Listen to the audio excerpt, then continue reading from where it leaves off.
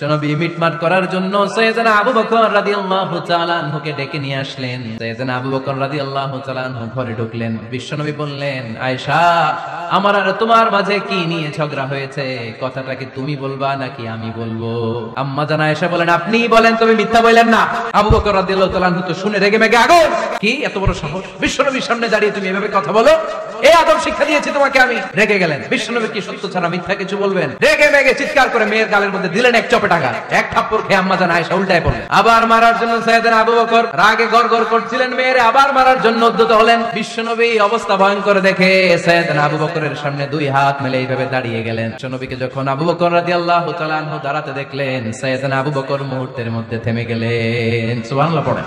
সাইয়েদনা আবু বকর রাদিয়াল্লাহু তাআলা আনহু ঘর থেকে বের হয়ে গেলেন। এবার বিশ্বনবী আম্মা জান আয়েশার কাছে যেয়ে বলেন, ও আয়েশা, দেখো আমি তোমারে মাইর থেকে বাঁচাইলাম। আম্মা জান আয়েশা লজ্জায় পড়ে গেলেন, হেসে দিলেন। বিশ্বনবীও হেসে দিলেন। সুবহানাল্লাহ পড়েন।